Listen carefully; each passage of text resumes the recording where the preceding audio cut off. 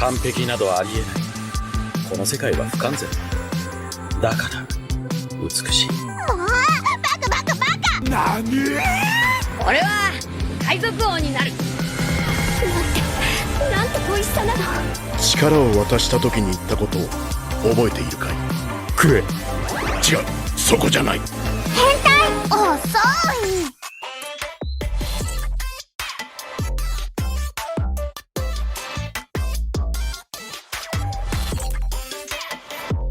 Hello and welcome to More Than Hentai, a podcast that is here to show you that anime is far more than tentacles and catgirls. There's also countless stories of love, loss, laughs, hope, horror, and happiness that are dying to be found. And I, Brendan White, am hopefully here to help you find them. More Than Hentai is proudly powered by 8bit.net and those sexy audio-based legends over at Audio-Technica. And joining me on this episode is a man of many talents, whether that be DMing, hosting and producing content for Split the Party, painting minis so well it would make Bob Ross proud, or providing the most excellent of Matt Berry impersonations. He typically enjoys watching comedy, science fiction and thrillers, with a few notable anime favourites being Gurren Lagann, Naruto, Kill la Kill and One Punch Man. You can find him on them socials at NoFunBrown, Mr. Matt Brown. Welcome to the dojo. How might you be doing, sir? Hold on, that intro was amazing. Thank you so much for having me. I'm doing great. I'm even better now that you've put the lifeblood back into me this afternoon. I do what I can. I know you've had a pretty up and down day, chemical based and otherwise, but you know what? I figure we start this episode right and talk about those exploits, and maybe we can dive into some of those cleft notes I mentioned there, and you can give the listeners a bit of backstory about Matt Brown. And also, I'd be very remiss if I didn't ask for a Matt Berry impersonation, at least somewhere in this podcast. It doesn't need to be right now. You could end with it if you like, or drop it in mid-roll, but I want some. It's one of those, like, if you ask for it immediately, I'm always inclined to be like, no. But I'll pepper it in somewhere maybe. Yeah, I'll find a spot where it could go. Or I could forget and do it at the very last second. Who knows? Like, I like being an agent of chaos at best. Either way, I want some because I think just like the rest of the world, I am very much in love with Matt Berry. And anything he does, whether it's be him directly or maybe through his loyal impersonation fans, I am all for it. So I'm looking forward to seeing what you may or may not bring to the table in that regard during this episode. But yeah, let's jump back to you. Give me the backstory. Give me some information for the listeners regarding Split the Party and what you do, and potentially how they can find your works. Okay, so the little spiel is, hey, I'm Matt Briefcase Brown. You can find me NoFunBrown on Twitter. So I'm a professional DM. I produce also and create content and stream and do the YouTube and Twitch things at Split the Party. So youtube.com/splittheparty for YouTube, and then to Split the Party TV on Twitch. That's kind of mostly what we do. We got TikTok as well, it's just Split the Party, and then there's various socials of Instagram. There's basically a link tree you'll see everything with. But we're primarily supposed to be like a TTRPG kind of comedy group. It's myself and about 5 other cast members and friends. We all pretty much moved down from Brisbane at one point to Melbourne, like together, like not on purpose. It just happened. Just happened, kind of.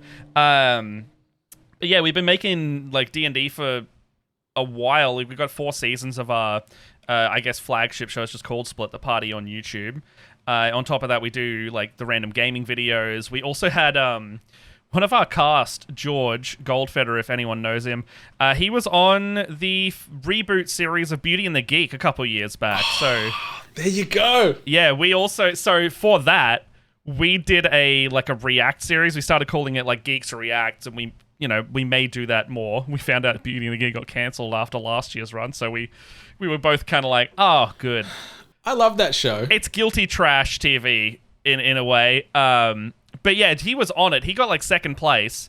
Spoilers. And we ended up making a YouTube series called Geek React where we just tore him and the cast to shreds. like no holds barred. We're like, man, fuck George. Was he watching along while you were doing the Geeks React? Because that would have been next level meta. So he wasn't allowed. For like the next year, he had to like ask the network to be in content. Mm-hmm. And then when the following season kind of came out in the next year, he was allowed to be on that. So he joined us for the second season. Okay. Which in my opinion, not as good because my friend wasn't on it. Like in short, like you're less invested, and it's hard. It's not harder to tear them apart. It's just as easy, but like there's not less familiarity to be like, oh look, George is being a loser on this show, and then we can be like, this is actually what he's like in real life. Yeah, there's no personal connection to the new cast where when George was on there, at least you'd have some factoids and potential anecdotes about him that you could dig in there and just dredge that lake. he would tell a story on that show, and we would like be on the recording being like, yep, I was at that party, that did happen. He is in fact that stupid. George. Is he still with his beauty? Like I watch scattershot those shows. Like as I always tune in for the makeovers, especially because that's like the pinnacle of Beauty and the Geek. I think it's like, oh my god, he's got a haircut now. He's gone from a 3 to a 7. Like it's the best. He went from slightly shaggy to handsome boy. It's so absurd, but I cannot get enough of trashy TV. No, unfortunately, they're not with the beauties anymore. Like, most of those relationships were pretty much just, like, the echo chamber of the show by the sound of it. And then when they go back to real life, they're like, oh, we're clearly different people. Like, any of the relationships on that show, I'm pretty sure, like, have since announced that they're not together or they've, like, moved on with other partners or, just didn't work out. I think from the last season, like, the one that George wasn't on, there's a couple that are together still and moved to Melbourne to be together or something like that. I don't know. I wasn't as invested, so I didn't pay attention. Yeah. But well. Yeah. In terms of Split the Party, I should stop talking about Beauty and the Geek. No, we've got a new podcast spin-off going on right here, right now. There you go. Yeah. Reality TV. Like, I will roast anyone on reality TV mercilessly while also secretly wanting to be on one.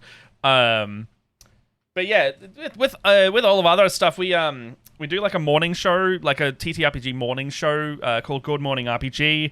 And that's twice a week, I think, right? It used to be. It's kind of like once a week now because the load was a bit much with like trying to organize all the guests, so I want to take a little break from it. But yeah, no, we just me and my US based co-host Leia, we just get on and paint minis. So I mean, for the audience, I am holding up a mini that I did earlier today. Oh, it's got a fun, nice cloak. Yeah, so it's doing various miniatures, usually Warhammer or D&D related, and under the guise of a fun morning show. I thought that was Abaddon for a split second. It's not, is it? No, it's a Custodes. So this is a Imperial Custodes model. It kind of does look like Abaddon, yeah. No, it's one of the Terminator Custodes. He's looking pretty mean.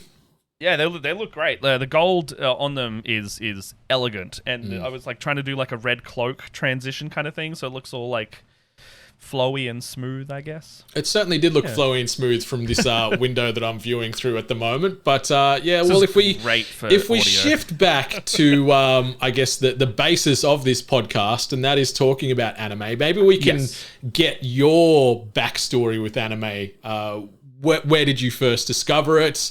You'd call yourself a fan, things you might love or hate with the genre, maybe a couple of your other favorites that I didn't mention in the lead in there? Yeah, so I definitely got into it in like the high school kind of years. Had a group of friends who like were really, I mean, actually, did I? It's hard. Like, if I was to go way back to like watching Cheese TV, showing my age, watching Cheese TV before school, Yu-Gi-Oh!, Dragon Ball Z, Beyblades, like they're the ones that were just like on in the morning. Sailor Moon even, actually. Like I watched a bunch of that. Cardcaptor Sakura? Man, I'm remembering everything now. Yeah, and you haven't even mentioned Pokemon. It was one of the stalwarts back then too, on the cheese days. That kind of era is definitely where I started. I think because like out of the list that we were kind of talking about, like Dragon Ball Z, definitely like still to this day is probably one of my favorites. I don't know, just that franchise is fun. It is very I know it's that kind of shonen where it's like it hypes you up. It's everything about it is hyping me up when I watch it. The movies are just fun. I think that's it. It also doesn't take itself super seriously. Like I'm a big fan of like stuff that is pretty irreverent usually, and a lot of animes don't do that, and a lot of animes do that. So I usually pick and choose based on that. That's pretty fair. That's pretty fair. And we are very spoilt with choice these days. Like you've got a nice, extensive and diverse list that you shared with me there, and a few of them that I mentioned earlier. You know, like One Punch Man is just.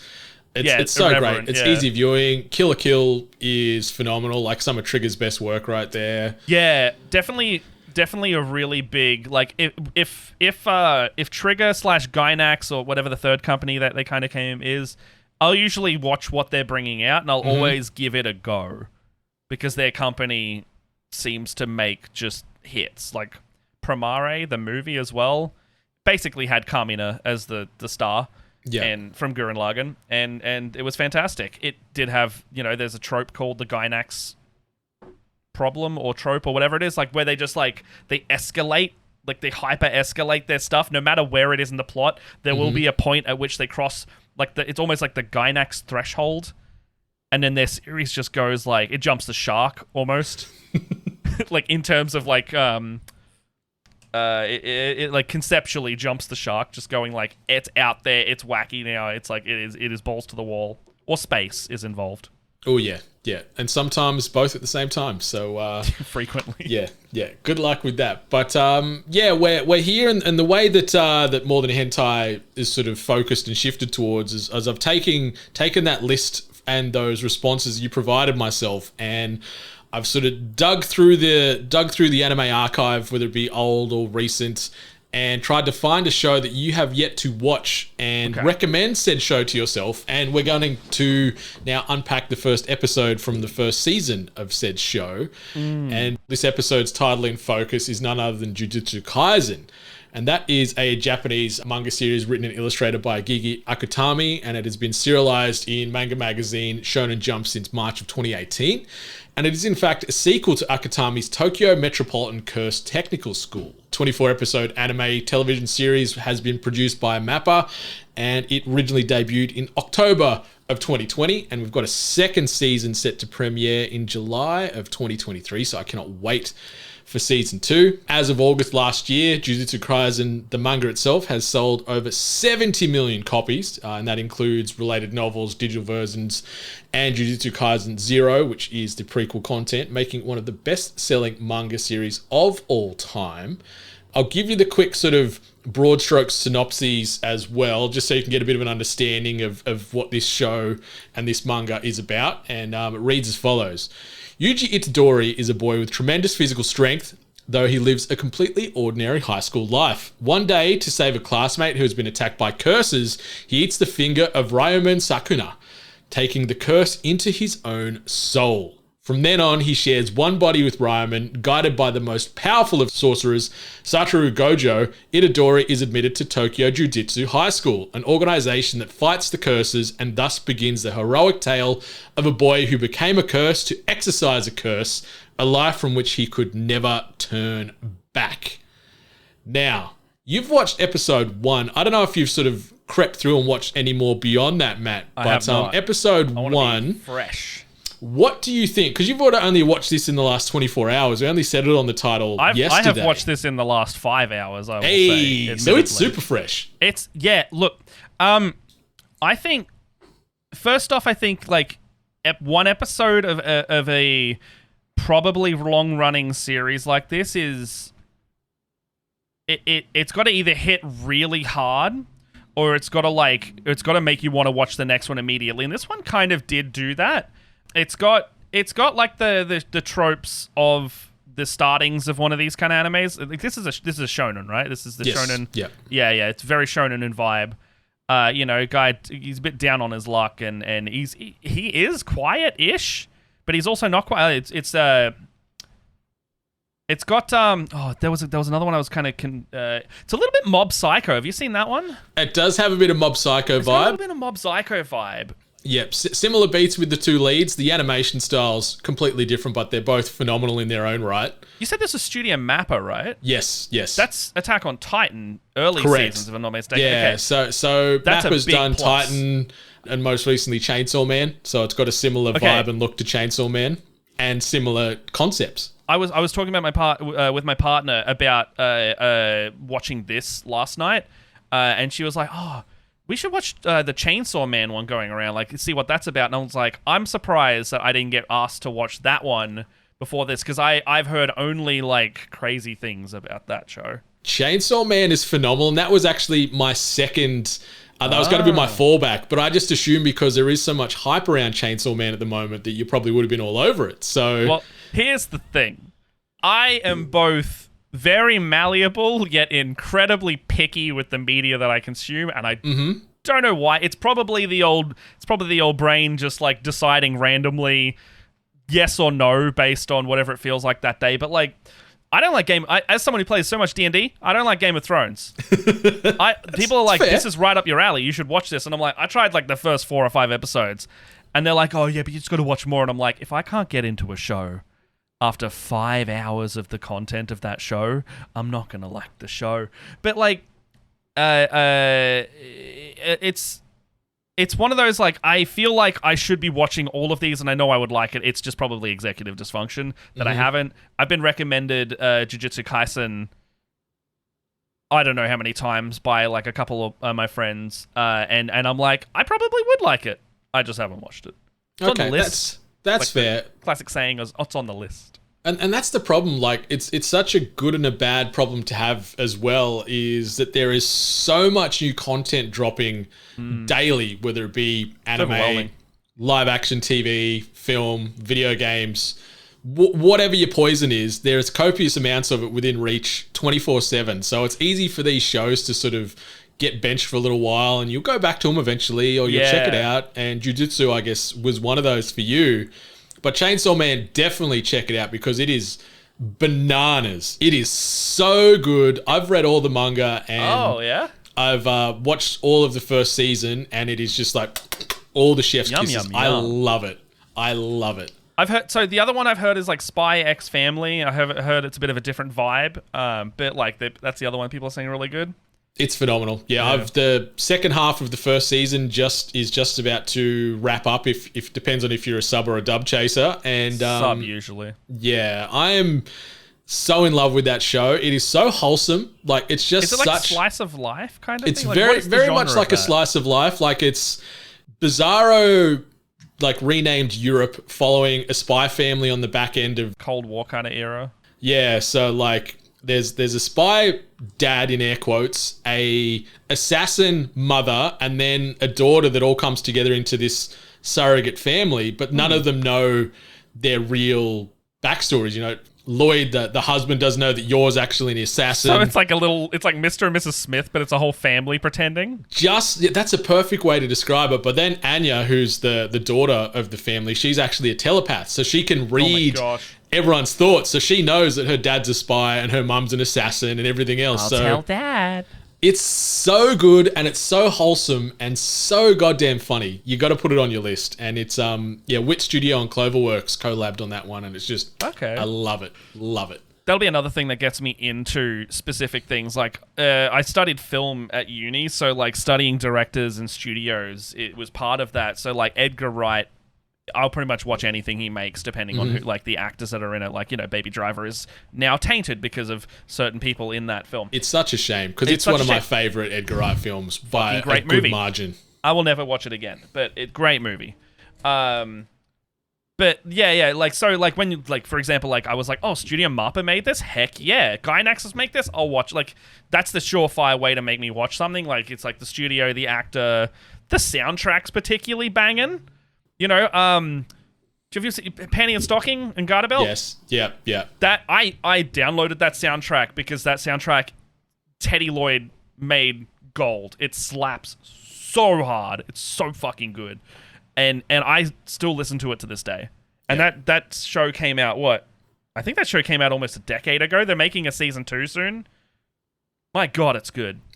Yeah, a soundtrack can really elevate a good anime, and like the three in particular we've just mentioned, you know, when you mentioned Spy Family, Chainsaw Man, and Jujutsu, they've all got 3 banging soundtracks. They're all very different, and all very, especially more so Chainsaw Man. Chainsaw Man's soundtrack is very eclectic, and the genres and the influences go all over the shop, because once you watch some of that anime, you'll see why. Like, it is bananas. Is it a bit more abstract than the other two? Very abstract. It's hyper violent, crass, funny, shocking, gory. Like, it's all the things that I love in anime, but then I also love slice of life and romance and stuff. So my tastes are very eclectic at the best of times, but Chainsaw Man is just a blender. Taste. Yeah. Yeah.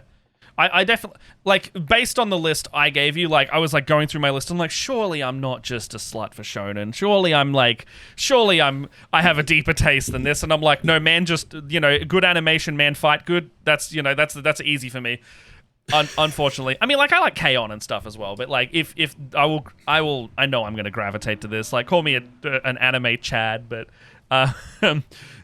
that's I've noticed through just writing them down, going, oh, okay, yep, here is my taste in anime. Okay, here we go. Yeah, a lot of mine treads the line between isekai or slice of life, cheesy romance. That's most of it. It's either like hyper violence and shocking, or heartwarming and I want to cry. That's sort of the two ends of the spectrum that I seem to walk between. Well, I watch, like, I think the movies side is where I'll get into the drama, because, like, Grave of the Fireflies hurt me real good. One of the goats.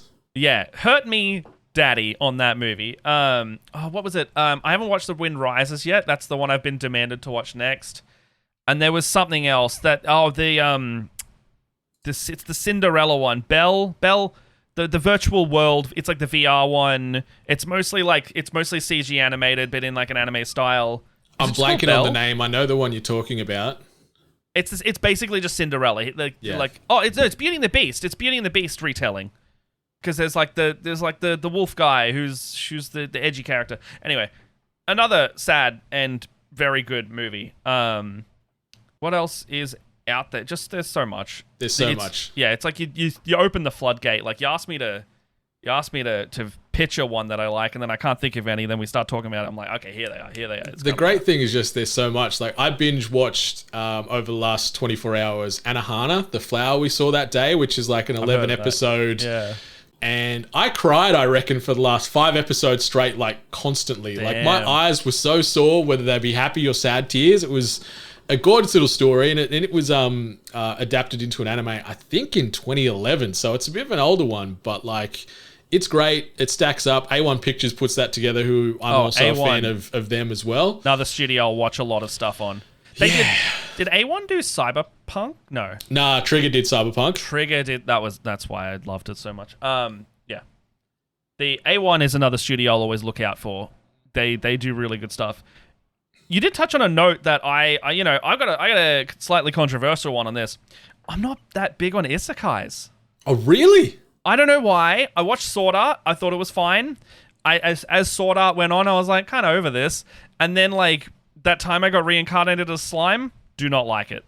It's medieval, it's an isekai, and I'm just like, I don't know, it's not, like, I appreciate a lot of these medias for what they are. Mm-hmm. I just don't think it's for me. Like, the genre of, like, I get transported in, like, I died and went to another world is, I don't know, it feels like a dream sequence to me. I feel that sort of subgenre can be more probably misses than hits. There is a few bangers, like, early Sword Art is great. Late Sword Art, not so good. That's it. The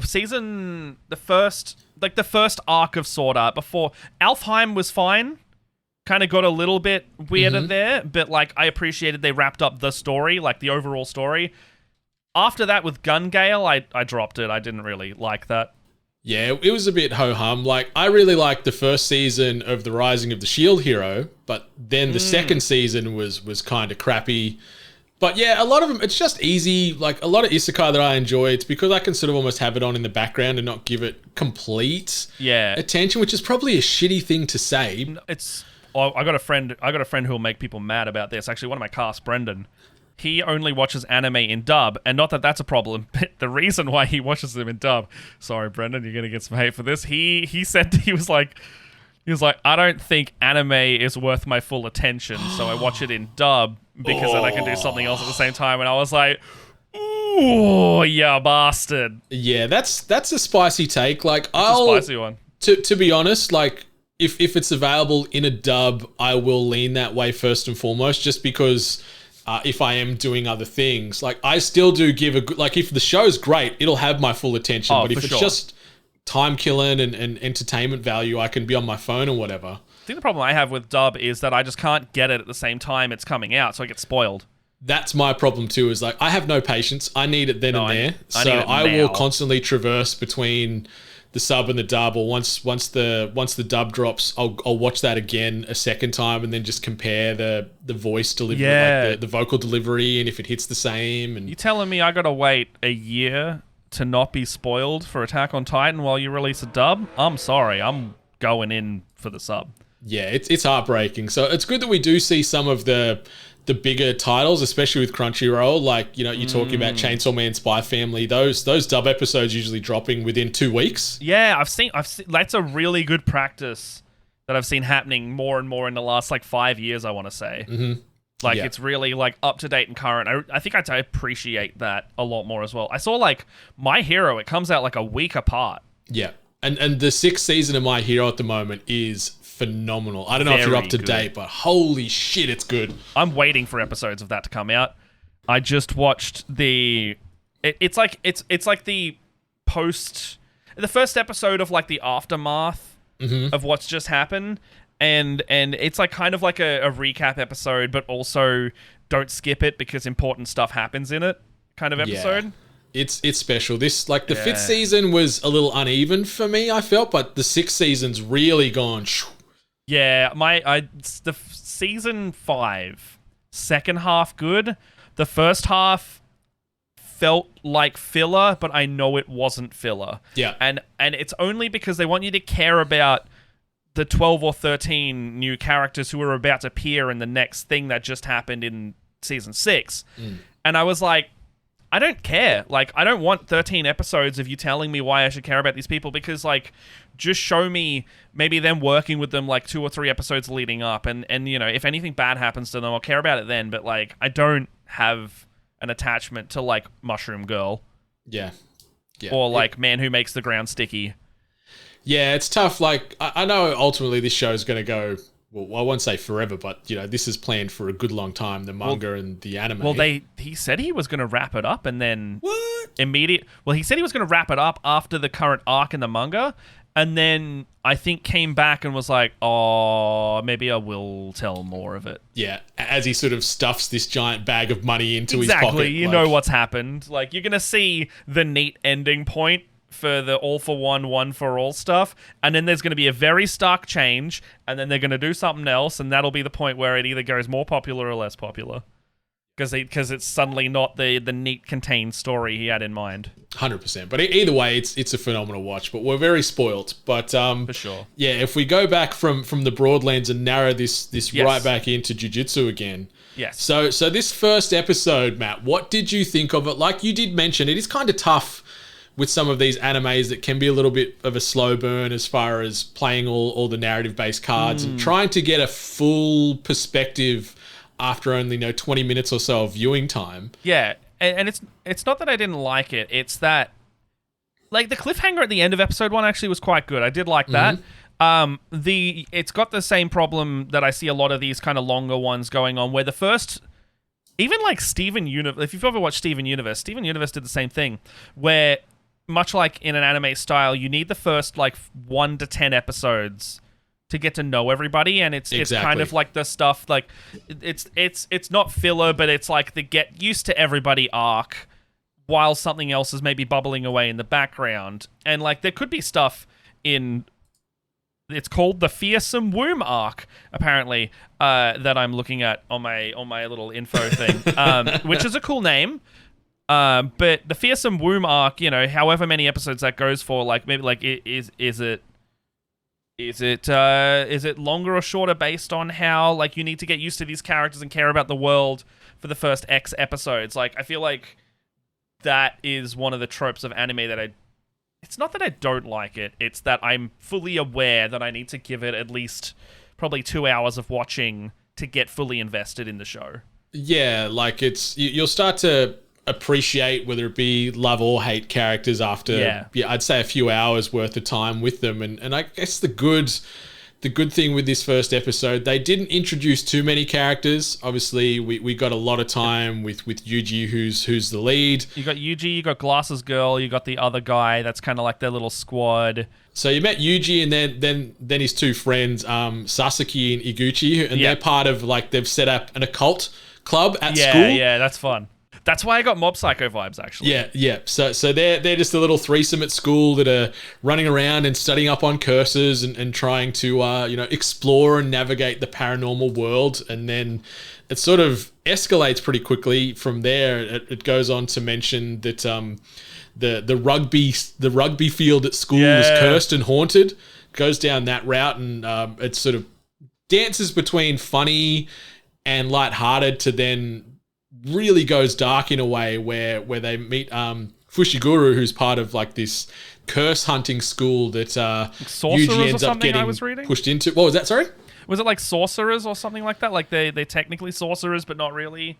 Yeah. Jujutsu sorcerers, otherwise known as curse technique masters. And so they, to fight curses, they use curse-based abilities. So you see a little bit of this sort of magic-y dark world come to life in the back third of the episode, where you see a cool battle.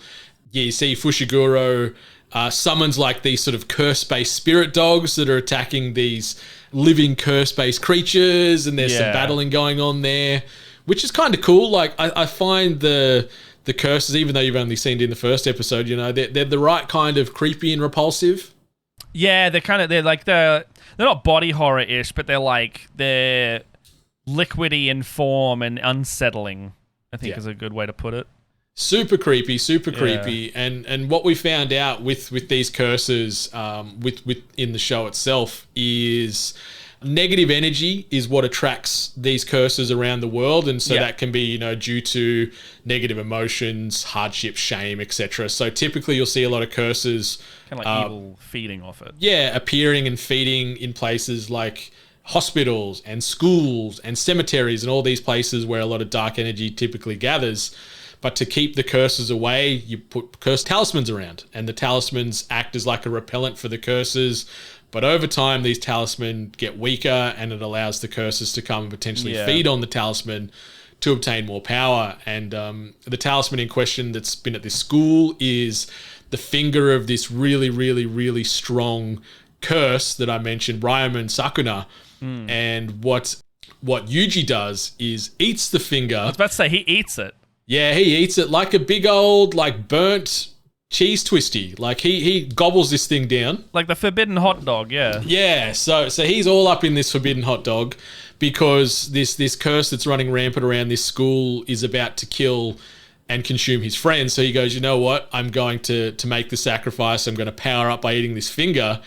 And then he destroys the curse effortlessly. Just like one hit, curse is obliterated, viscera, guts. That's when he like busts out of it, right? Yeah. Yeah, smashes it up pretty good. And then we've got Fushiguro starting to freak out then because he was saying, there's one in 1 million % chance that this curse could then take over Yuji and, become the big bad. And you see Yuji with his transformation. He's got multiple sets of eyes, claws, tattoos everywhere, and he's getting controlled by this curse. But then you see Yuji sort of say, yo, bro, this is my body. Get out of here, and sort of like, pulls how are you control suppressing back. This? Yeah. Yeah. And then the episode ends on a cliffhanger where Fushiguro is going to say, well, the only thing we can do here is to exorcise you, or aka kill you, because we can't have this bad running rampant around the globe. So yeah, it's a good build up, and it ends on a pretty big moment. Overall though, would you say, Matt, you enjoyed the first episode? What was sort of maybe your biggest takeaways from a positive perspective, and then maybe some negatives? I did enjoy it. I think it's another one of those I need to watch. Like, I need to figure out if it's I enjoy it and I want to keep watching it, or I just enjoy it because it was like a cool little thing. Mm-hmm. I would probably give like more of them a go, and then like after, how many episodes are out? The full season's out, so the full 20 season, something? 24 episodes for season 1, and then season 2 drops in July. But there's also a film that came out last year as well. I'd probably give it like 5 or 6, knowing that it's 24 episodes. A good 5 or 6 will get me into the world. And then if I'm sitting there going like umming and ahhing based on that, then it's probably not for me. Because like by 6 episodes, if something big hasn't happened, or if I figure out I'm like, it's not really doing it for me, then that'll probably be it. But yeah, no, I would keep watching it just to like see where it goes from there. It does have so shonen definitely like splits itself into like it's either mechs or spirit powers of some kind. And this has gone down the route of like evil spirit powers. So this one's like your curse is overridden by a more powerful curse. Yep.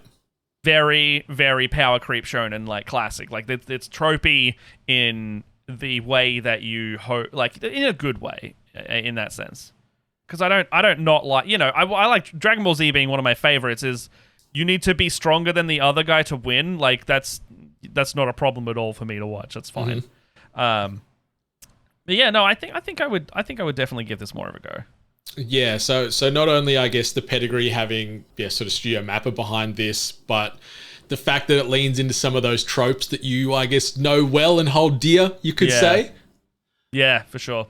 And there's a good assortment of characters. Like after this first episode, the world starts to open up and you get to find more out about the school that Fushiguro is part of, as far as these curse hunters, meet some of the characters in his team, get a little bit more backstory about this all-seeing, all-powerful curse that Yuji has now got in his person by eating the cursed hot dog, as you wanted to call it, the forbidden hot dog. I think I said forbidden hot dog, yeah. Yeah, so that plays a part in it. You get to find out about this Ryoma and Sakuna, this evil curse, and just sort of see the world play out from there. I like that it sort of jumps tonally from serious and funny to creepy and scary and violent. Like that's sort of right in my wheelhouse, I think. I think that's important too. Like I would say first and foremost I like comedy in terms of genre. But like I think there's a real skill in being able to balance funny with drama with actual genuine writing and emotion.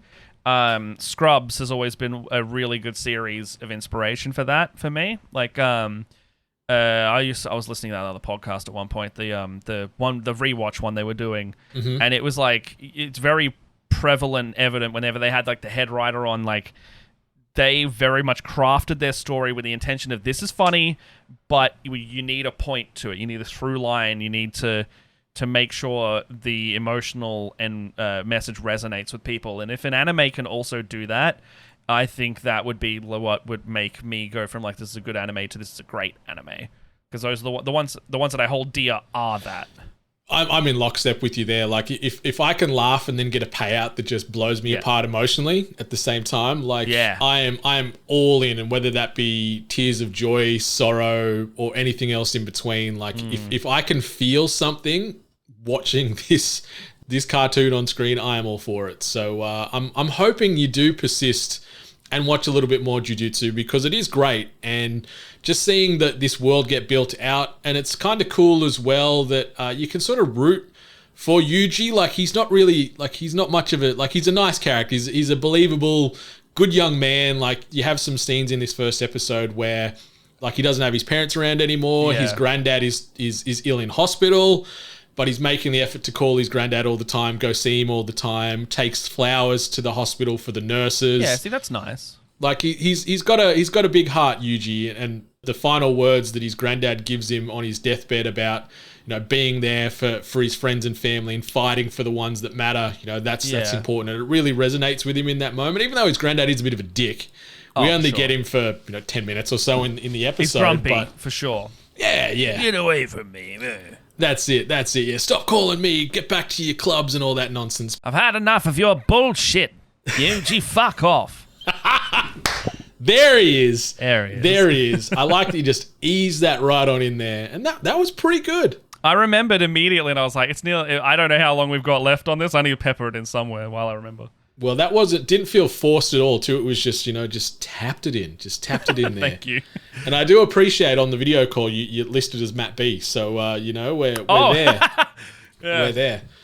But, any other closing thoughts on Jujutsu Kaisen on that first episode you watched? The good, the bad, the in-between, favorite characters or moments, or just overall opinions? I think right now Yuji is the favorite character. I want to see, so when I keep having a go at this, I want to see a fun dynamic between Sukuna and Yuji. I want to see, I want to see This guy, it's like the nine-tailed fox thing, probably, I can imagine, where it's just like, I can give you great power, and he's just like, shut up, what do you know?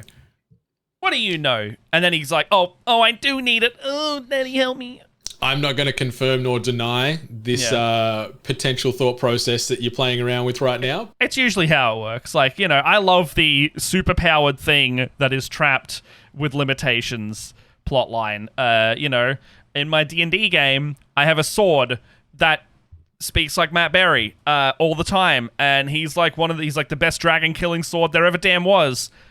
But all he wants to do is he's just like, hey, put me in that curtain over there. I want to get saucy with that fabric. And then they're just like, oh my god, the sword's a fucking idiot. That's so great. But it can kill dragons real good, so they got to keep it. There's a show, I don't know if you've seen it yet. It only came out last year. It's actually called Reincarnated as a Sword. I think I have. It is fantastic. It's on High Dive. I don't know if you've got a High Dive subscription. I've seen a clip or two from that. Yeah. But it is great. It is great. And that's the first thing I thought of when you mentioned about this sentient Matt Berry sword in your D&D campaign. It is so good. And it is of that isekai genre, but it is great. And it just sort of spins the formula on its head a little bit. Okay, genre bending stuff is also what I like in that sense. Yeah, so if it bends the genre, then I'm good. Yeah, no, that was like if you ever played anyone who's familiar with D&D, the Sun Sword in Curse of Strahd was sentient and talked like Matt Berry for me. Normally, it just conveys emotions, and I was like, no, fuck that. And so like for the next year of this campaign, I would be like, press my pommel. Press the gem. I want to speak. And like if you press it, it would start speaking through your body, through your mouth, out loud as the Matt Berry sword. And then he would start giving exposition. I am all in. I'm so invested in this sword already. It's not funny. I need to go dig up some of this content and revisit all these great moments. This isn't content. This is just through my this is DM for hire games. Like I'm bringing that to just like when people hire me for a game. God, I'm just going to hire you for my own personal enjoyment. Yeah, do that. And That's just fine. have you come sit in my lounge room and give me these sort of Matt Berry sword monologues all the time. Yeah, let's go. DM for hire. Let's call it DM for hire, but you actually just sit in the corner of a room, and whenever you want a sword to talk to you, I'll just be sitting on a cushion politely, ready to go. God, I've spent money on far worse, so I'm all about this idea. That's a good investment. Far worse. That's all I got to say. All right, what is your closing words on Jujutsu Kaisen after watching the first episode? More demon dynamic. Mm-hmm. I want. I think I already said that. I don't know. I like my head's kind of blank on the thoughts of it because I think I need to absorb more of it. Like I think I need to just watch more to gain more of an opinion about it. Like actually the eating the thumb thing was great. The forbidden hot, like that's funny to me. Dramatic but funny. Of course, the one in a million thing is going to happen. That's like a writing thing. That's of course that's going to happen. They bring it up and it will happen. The eating of the forbidden hot dog, it does play a bit of a part semi-consistently in the story. Okay, I'd like to see more of that then. I think that's what I want from it. I want weird, silly moments that mean stuff. Nothing like not this one-off stuff. I want implications and consequences. That's a perfect way to describe this show. Weird, silly moments that mean stuff. That is what Jujutsu Kaisen is. Yeah. Like the tone is just perfectly executed. The animation from Mappa, I love their stuff. I love that they've sort of stayed true to the manga, but also put their own Mappa-based artistic liberties on it, and it just is a really, really good thing to watch. And then the soundtrack on the back of it too slaps. Yeah, soundtrack was very good. I totally didn't even comment on the animation. Animation's fantastic. It looks great. That's aesthetic is another key to hook me into something. You got a good I'm big on board games. You probably can see in my background. But like a good board game aesthetic or a good show aesthetic, animation is so key in all of this to really pull people like me in, the people who are like, I probably will like this, but I need more reasons to watch it. At least 2 or 3 reasons. Okay, so you could it's sunk its hooks into you for now. It's sunk its curse-based fingers into your flesh. Yeah, and then until you're looking forward to more. Yeah, until a bigger curse comes along to destroy me, I'll probably keep watching it. Okay, well, that's good to know. So for now, you've had the palate cleansed, and you're going to go back for another serving of forbidden hot dogs, which is Jujutsu Kaisen. Yes. Trying to come up with something about hot dogs, but you already said it. So yes, I'm definitely going to keep watching it. Beautiful. All right. Well, that brings us to the end of another episode of More Than Hentai, an anime appreciation podcast. Matt, the floor is yours to give us the final elevator pitch on where listeners can find you and all your delightful content. Alrighty, so Twitter @NoFunBrown. You'll find my link tree and all my links there. If not on there, split_the_party on Twitter. All of our stuff is through there. On Twitch, Split the Party TV. On YouTube.com/splittheparty. We make stuff all the time. I'm usually the one behind the film screen, if anything, talking to you. So come and by, say hi. And if you would like to do any of the Dungeons and Dragons stuff, I'm the Dungeon Master. If you would like to do any of that kind of stuff, I can always be hit up through my DMs or Discord or through dungeonmasterforhire.com.au. This is my gig. So I love running these games. I want to do them more. I'm not just running D&D. I'm running Pathfinder. I'm running Cyberpunk. I'm running whatever you want to play. I'm about to learn a couple of witch-themed ones for a couple games coming up. They're kind of weird. And that's me. Like, I want to play more games with fun people, and I hope one day we can do that too. I think so. This certainly won't be the last time you hear us two collectively on some audio-based content, I think, that we'll talk about offline. But we'll leave that little cliffhanger there. But listeners, be sure to rate, review, subscribe, More Than Hentai, as well as all the other podcasts you listen to on the regular. The reviews and the ratings take you no time to do, cost you no money to get done, but they mean an awful lot to us, and it helps keep those emotional lights on in all our collective hearts. So do that and pay that love forward. But for now, whether your anime be subbed, dubbed, or still yet to come, enjoy yourself. Much love to all of the waifus out there. Goodbye. Naruto!